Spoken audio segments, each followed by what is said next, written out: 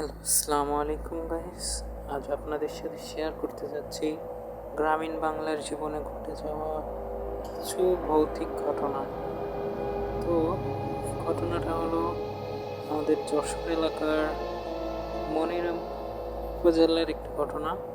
তো এলাকার নামটা আমি ওইভাবে বলছি না।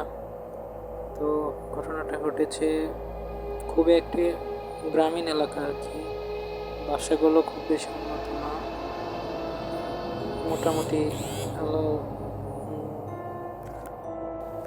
ইট দিয়ে তৈরি বাসা, আর উপরে হলো টিনের ছাউনি।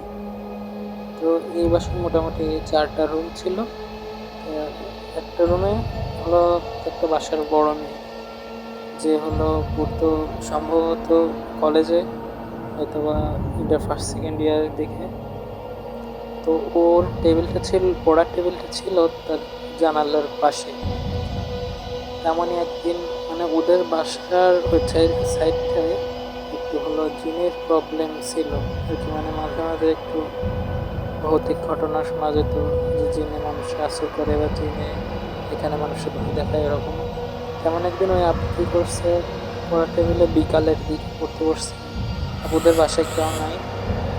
তখন কী হয়েছে, আপু পড়তেছিল, হঠাৎ করে দেখে জানলায় খুব গরম লেগেছে আপুর।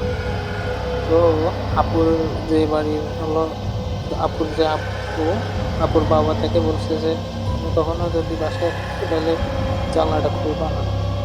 তো ওই আপু করে, আপু তখন ভুলে যায়, একটু মাথায় আসে না, বলে কীভাবে খুলবে।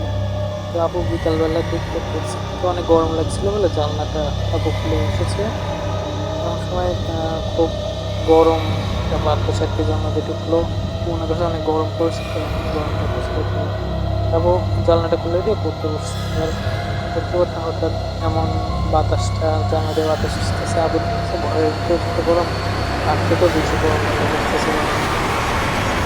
আবার কি করছে, আবার জানলাটা আটকাই দেওয়ার জন্য যখন উঠে গেছে, তখন হঠাৎ করে কি যেন একটা আপুর চুলটা ধরে টেনে জানলা দিয়ে আটকায় ধরে রেখেছে। মানে চুল টেনে ধরে রেখেছে এমনভাবে যে জানলার সাথে আপু আটকায় রয়েছে। এমনই মানে আপুরে একেবারে চুল ধরে টেনে উপরে উঠে নিয়ে গেছে। তখন আপুর চিৎকার চেঁচামেচি করা শুরু করেছে। তো আশেপাশে থেকে রীতিমতো মানুষজন এসেছে। তখন এসে দেখে যে চুল ধরে এরকম উপরে উঠে রেখেছে আপুর পিছনে, মানে কাউরে দেখা যাচ্ছে না, কিন্তু চুল ধরে টেনে উপরে উঠে রাখা আর কি। তো এই লোকজন এমনই ওই বাসায় এরকম কিছু কিছু ভৌতিক ঘটনা ঘটেছিল। তো আজ ছোট্ট একটা দিয়ে শুরু করলাম। পরবর্তীতে আরও কিছু ঘটনা আছে যেগুলো আপনাদের সাথে শেয়ার করব। আমাদের চ্যানেলের সাথেই থাকবেন, আনাম স্টাইলের সাথে। তো আজকে এই পর্যন্তই বিদায় নিচ্ছি। আসসালামু আলাইকুম।